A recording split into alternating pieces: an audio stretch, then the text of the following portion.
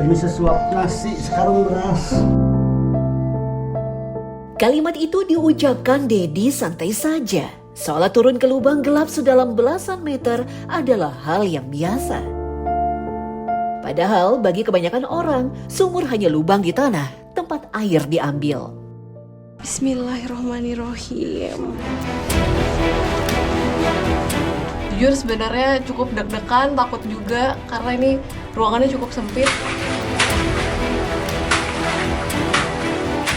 Bagi Dedi, sumur adalah ruang sesempit 70 cm yang bisa merenggut nyawanya kapan saja dan sudah pernah merenggut nyawa temannya sendiri. Inilah Indonesiaku.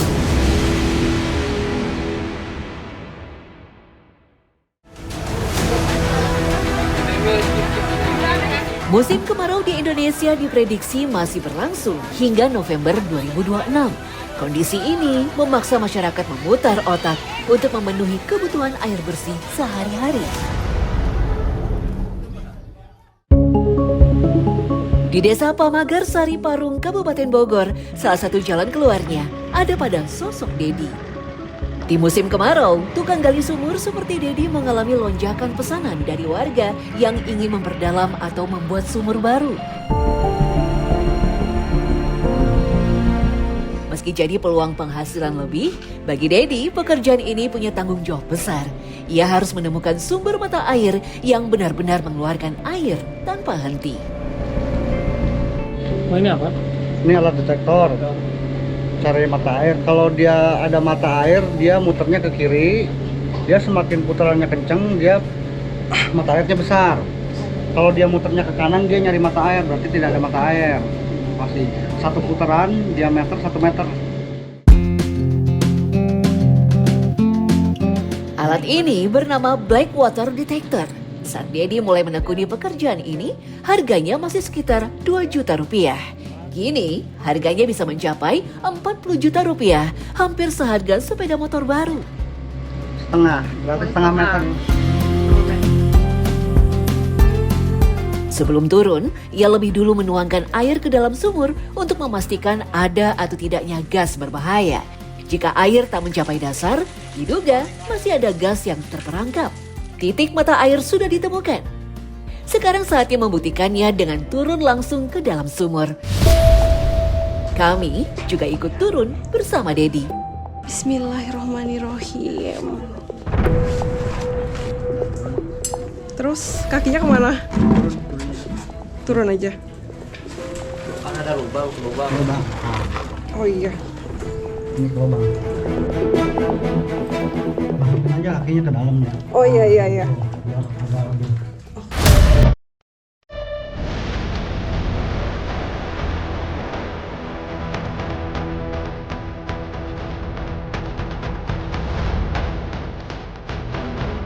Ini kondisinya saya baru turun 2 meter. Jujur sebenarnya cukup deg-degan, takut juga karena ini ruangannya cukup sempit. Tapi untungnya untuk tempat napak kakinya itu juga cukup besar. Jadi untuk safety napaknya masih oke lah. Bismillahirrahmanirrahim. Demi sesuap nasi sekarung beras. Demi sesuap. Makin bawah makin jauh ya lubangnya. Tergantung yang bikin ya sebenarnya. Oh, tergantung yang bikin. Bikin awal. Punggung jadi agak nyender aja. Oh, agak nyender aja. Itu Oke. jadi dia kenyamanan lebih ini jadi nahan punggung. Baiklah. Jadi sewaktu-waktu kalau misalnya amit-amit ya kalau pas diinjak longsor kita bisa nahan ke punggung, nahan ke dinding. Iya sih bener. Amit. Ruang sempit, lembab, dan gelap sudah menjadi bagian dari kehidupan Dedi bertahun-tahun. Ya Allah, ini udah sampai bawah. Di kedalaman 11 meter. Di kedalaman 11 meter. Jujur gak pernah sedalam ini kalau ke dalam-dalam gitu. Dan ini di bawah itu kondisinya panas ya Pak ya? Lebih pengap dibandingkan di atas. Tapi ini karena udah di bawah jadi nggak berani ngeliat ke atas. Karena nanti baru kerasa, oh ternyata udah sedalam ini ya ke bawahnya. 11 meter di bawah tanah, di ruang yang bahkan saya tak bisa ikut bergerak di dalamnya, Dedi bekerja sendirian. Inilah kantor hariannya. Blower siap. Ya. Siap blower. Cuman kalau pakai blower berisik kali. Oh ya lebih adem, langsung adem seketika. Beda ya. Beda. Jadi emang buat tenaga juga ini. Iya sih, kalau Pengaruh. panas tuh pusing. Ini setelah turun akhirnya blowernya dinyalain dan itu kerasa banget di bawah itu lebih Adem. sejuk, adem, lebih ada angin dan pastinya butuh banget ya karena kan di bawah ini kita juga pekerjaan yang membutuhkan tenaga fisik. Nah dulu sebelum ada blower gimana Pak? Ya sekuat mungkin. Sekuat mungkin paling lama bisa berapa lama Pak di bawah kayak gini? Paling 1 jam udah jago. Sekarang, untuk menggali sumur, Dedi sudah pakai blower. Beda saat pertama kali ia menekuni pekerjaan ini. Blower dipakai untuk membantu menjaga keselamatan bekerja. Dengan blower, sirkulasi udara meningkat, kadar oksigen bertambah, serta mengurangi resiko penumpukan gas berbahaya seperti karbon dioksida dan hidrogen sulfida. Meski begitu, penggunaan blower bukanlah jaminan keselamatan. Jika masih terdapat gas beracun dan udara tidak mengalir hingga ke dasar sumur, resiko bahaya tetap mengintai. Berarti abis ngegali lumpur karena kerengannya hanya seember ini langsung dibawa ke atas, terus setelah itu nanti tunggu turun dulu ya Pak ya, baru Iya. kita gali lagi. Gali lagi terus aja gitu terus sampai habis lumpur, air kering, kita gali lagi. Oh, Udah digali baru kita bikin anak sumur. Bagi Dedi, setiap sumur memiliki tingkat kesulitan dan resiko yang berbeda. Bahkan, resiko menghembuskan nafas terakhir sangat besar. Yang susah itu sumur lama udah gitu pada longsor. Ditambah dari kedalaman tuh kita ketemu cadas-cadas itu. Kan cadas bermacam-macam. Ada cadas hitam, cadas lilin, cadas ngampar, beda-beda. Itu tingkat kesulitannya juga beda-beda. Jadi harus gunain mesin lah, alat iya ya. buat ngancurinnya. Tapi pernah Pak ada kejadian orang terdekat Bapak karena gali sumur bor gitu? Pernah di daerah Gunung Samat. Kalau daerah kaki gunung tuh nggak ada sumber mata air, yang ada gas yang keluar. Kita gali udah 18 meter, di stop sama warga karena di situ emang nggak ada sumber mata air dari kaki gunung itu. Di depan mata kepalanya sendiri, Dedi pernah menyaksikan teman seperjuangannya meninggal dunia saat menggali sumur. Ia menceritakannya dengan nada datar, seolah itu hanya cerita biasa. Padahal, yang ia gambarkan adalah saat-saat terakhir temannya sendiri.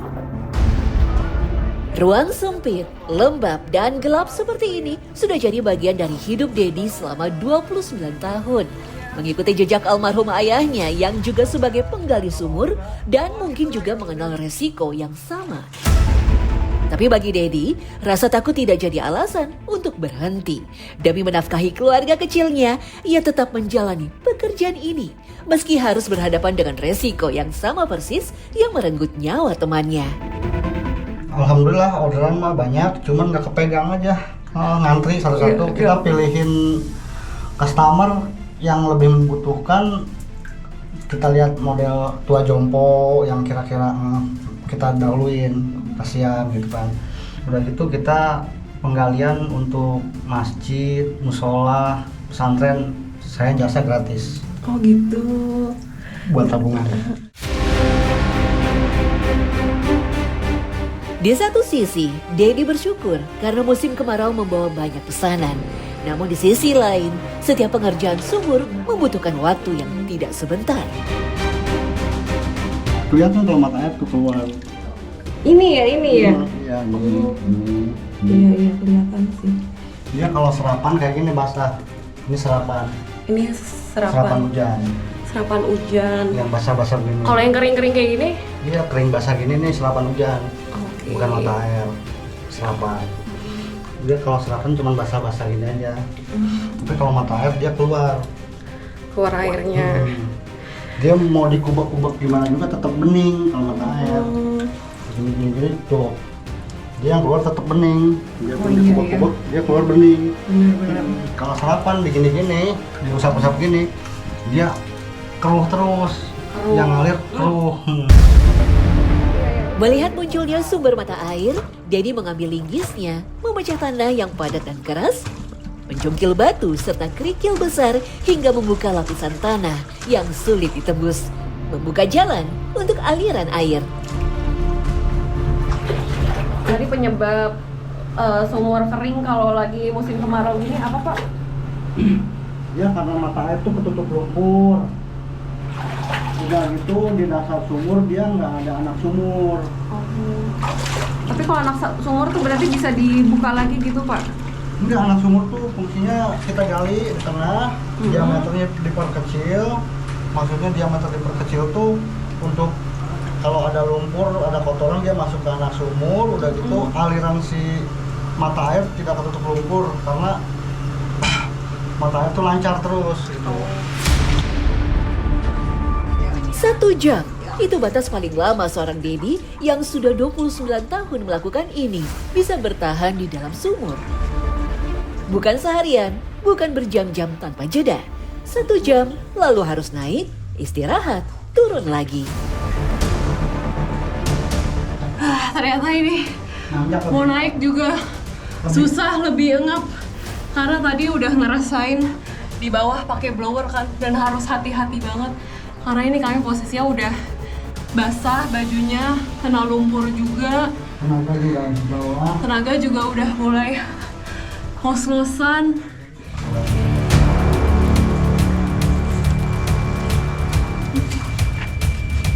Kopesi, yang atas. Ini ya? Itu awas kejerot, salah. Salah. Kemana harusnya kemana? Kembali. Gimana dong? Bentar. Kenapa gimana ya? Aduh.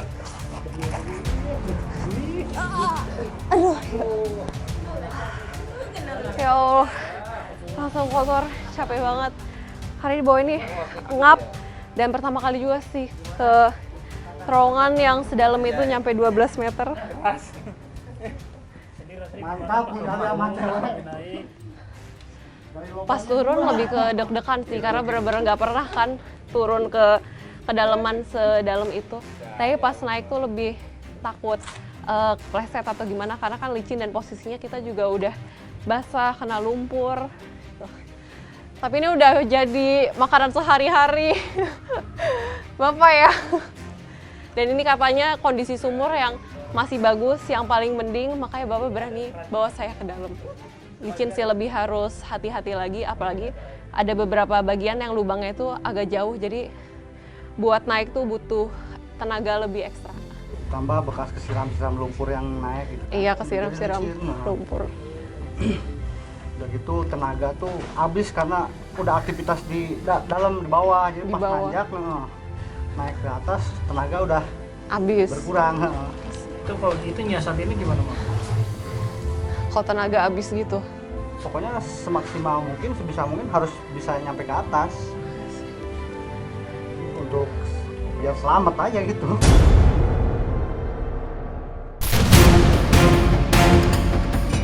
Harus diturunin mesin, dia lebih panas. Masanya di dalam kan kita pakai mesin jackhammer, dia lebih uap, lebih asap, panas mesin gitu kan. Resiko lebih inilah, getaran, dinding-dinding, apalagi ada bebatuan gitu. Resikonya emang berat, kematian.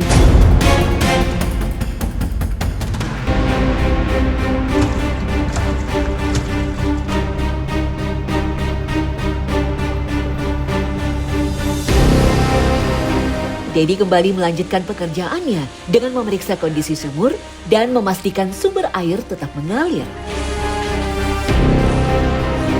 Setiap kali selesai mengerjakan sumur, ada satu kebiasaan yang selalu dilakukan Dedi. Ini garam ini fungsinya buat matiin bakteri-bakteri, satu.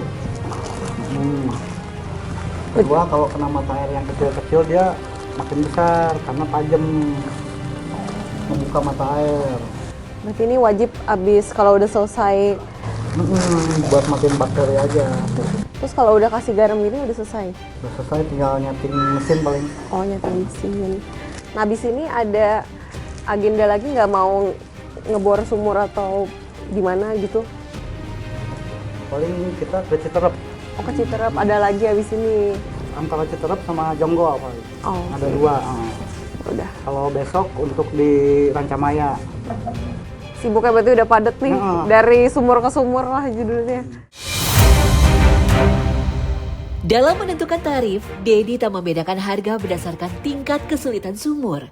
Untuk memperdalam sumur, ia menerapkan tarif rata Rp1.000.000 apapun kondisinya dengan garansi 1 tahun. Untuk sumur baru, tarifnya Rp5.000.000.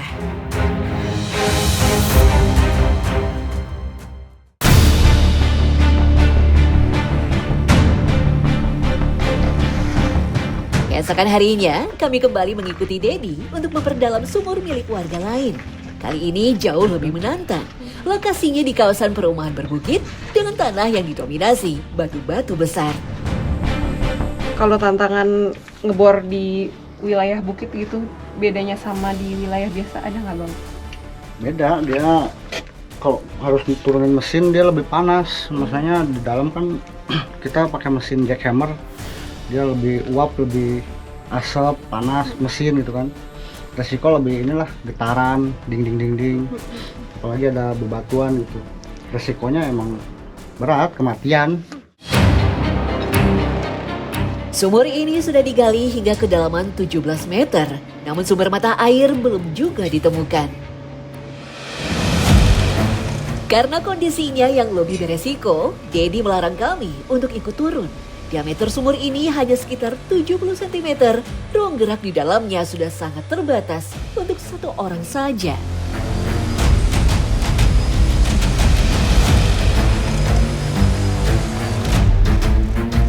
Setelah turun menggunakan jackhammer kecil, Dedi memutuskan untuk naik dan beristirahat sejenak sekaligus mengganti peralatan dengan jackhammer yang lebih besar.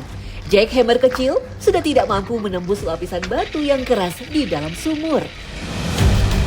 Tapi kalau misalnya batunya itu keras banget, solusinya apa? Nyari titik lain atau Enggak, paling kita belokin galian, bentuk lagi, bulat lagi gitu. Pokoknya diakalin lah. Tapi di perbukitan ini pernah nggak sih airnya yang tadinya ada tiba-tiba surut gitu? Banyak yang gitu. Nah, itu kenapa, Bang? Itu akibat penyebab pabrik-pabrik, paling lingkungan pabrik banyak bor-boran gitu kan.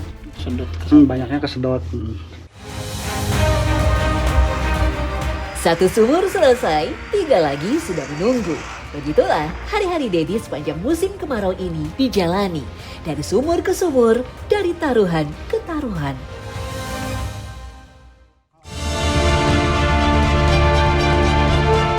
Di balik derasnya pesanan saat musim kemarau, para penggali sumur harus berjudi dengan waktu, tenaga, dan nyawa. Setiap meter tanah yang digali menyimpan harapan akan sumber air, namun juga menyimpan risiko gas berbahaya dan medan yang tak terduga. Bagi Dedi dan para penggali sumur lain, air bersih adalah kebutuhan warga yang harus diperjuangkan. Dedi mempertaruhkan nyawa di bawah tanah demi satu sumur. Tapi tak semua orang punya Rp1.000.000 untuk memanggilnya. Sebagian warga memilih jalan lain yang terlihat lebih aman, tapi menyimpan pertanyaan yang belum terjawab.